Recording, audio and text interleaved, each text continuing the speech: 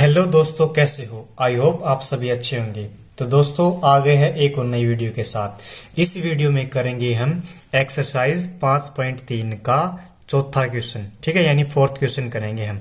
तो देखो क्या कह रहा है 636 योग प्राप्त करने के लिए एपी दी हुई हमारे पास कोई कितने पद लेने होंगे, मतलब कितने पद लेने चाहिए हमें। देखो ध्यान से, देखो हमारे पास कोई एपी दी हुई है, ये कोई एपी दे रखी है हमारे पास। ठीक है, इसमें कह रहा है कि इतना सम प्राप्त करने के लिए हमें कितने पद लेने चाहिए। ठीक है, यानी 636 प्राप्त करने के लिए हमें n की वैल्यू कितनी लेनी चाहिए, यानी कितनी टर्म लेनी चाहिए हमें।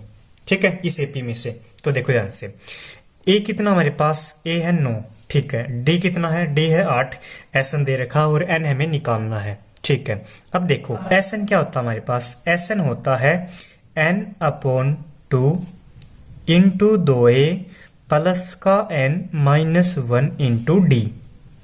ठीक है, ये होता है एसएन। ठीक है, आगे देखो अब एसएन की वैल्यू कितनी हमारे पास 636 इक्वल टू कितना है n upon 2 as it is into 2a।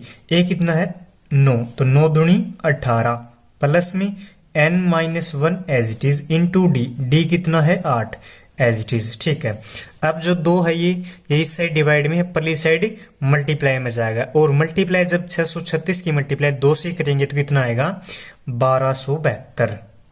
ठीक है, इक्वल टू कितना हमारे पास n इंटू देखो 18 तो एज इट इज प्लस का देखो 8 की मल्टीप्लाई n से करेंगे तो 8n, और 8 की मल्टीप्लाई -1 से करेंगे तो माइनस का 8। ठीक है, अब 1272 एज इट इज इंटू कितना हमारे पास n। अब ये देखो 18 में से जब 8 गया तो 10 प्लस का 8n, 1272 as it is equal to क्या है, देखो अब n की मल्टीप्लाई एक बार 10 से करेंगे, एक बार 8n से करेंगे। तो 10 से करने पर क्या आएगा 10n प्लस का 8n स्क्वेयर।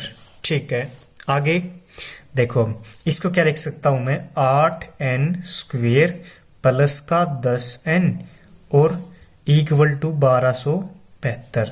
ठीक है, यानी देखो मैं इनमें इसको मैं इस साइड ले आता हूँ, माइनस कर देता हूँ इस साइड। ठीक है, इक्वल टू 0। ठीक है, अब देखो मैं 2 कॉमन लेता हूँ यहाँ से, जब 2 कॉमन लूंगा तो यहाँ पे हो जाएगा 4n स्क्वेयर प्लस का 5n और माइनस का 636 इक्वल टू 0। ठीक है, अब क्या करते हैं हम, इसकी मल्टीप्लाई इससे करते हैं एक बार। ठीक है, जब इसकी मल्टीप्लाई यानी 4 की मल्टीप्लाई 636 से करूंगा तो आंसर आएगा 2544। ठीक है, क्या करेंगे अब हम, इसकी मतलब इसके ऐसे फैक्टर करते हैं, 25 44 के ऐसे फैक्टर करो जिनको ऐड या फिर माइनस करूं तो आंसर क्या है मेरे पास 5 मिले। तो देखो इसे फैक्टर करते हैं अब हम, 2 से करते हैं, 2 एकम 2, 2 दूनी 4। ठीक है, यहाँ बचेगा 1 यानी 14, 7 दूनी 14 और 2 दूनी 4। ठीक है, फिर 2 से करेंगे 636, फिर 2 से करेंगे 3 दूनी 6 एंड 2 एकम 2, यहाँ बच गया 8, 8 दूनी 16। ठीक है, 2 से करते हैं 2 एकम 2, 5 दूनी 10 एंड 9 दूनी 18। फिर 3 से करेंगे 5 तिया 15, 3 तिया 9, फिर 53 से करेंगे। ठीक है, तो यानी हमारे पास फैक्टर क्या आ गए, एक तो है 53। ठीक है, गुणा में देखो हम 2 दूनी 4, 4 दूनी 8, 8 दूनी 16, 16 तिया 48 यानी 48। फैक्टर हमारे पास 53 और 48। जब मैं 53 में से 48 माइनस करूंगा तो क्या आएगा हमारे पास 5 आएगा। ठीक है, अब देखो 4n स्क्वेयर तो एज इट इज प्लस का रखता हूँ 53n माइनस का 48n और माइनस का 636 इक्वल टू 0।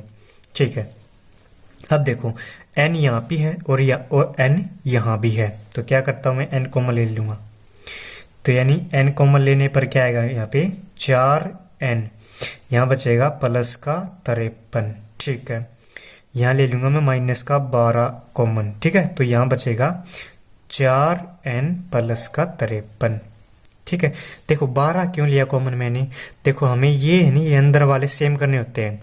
तो मैं 48 को किससे डिवाइड करूँ, 4 आ जाए, तो इसलिए 12 से डिवाइड करूंगा। ठीक है, तो 12 को हम ले लिया तो अंदर क्या बचा 4n प्लस का 53। ठीक है, अब देखो एक तो फैक्टर आ गया हमारे पास n माइनस का 12 और दूसरा फैक्टर हमारे पास 4n प्लस का 53। ठीक है, अब देखो n की वैल्यू क्या आ गई हमारे पास यहाँ से 12 और यहाँ आएगी माइनस का n बराबर माइनस का 53/4। तो देखो ये तो हो नहीं सकती, तो n की वैल्यू हमारे पास 12।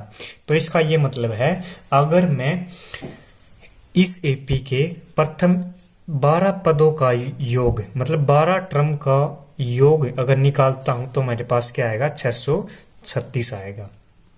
तो इस क्वेश्चन में सिर्फ इतना ही था। आई होप आपको क्वेश्चन समझ आया होगा और वीडियो भी अच्छी लगी होगी। तो मिलते हैं नेक्स्ट वीडियो में, तब तक के लिए टेक केयर।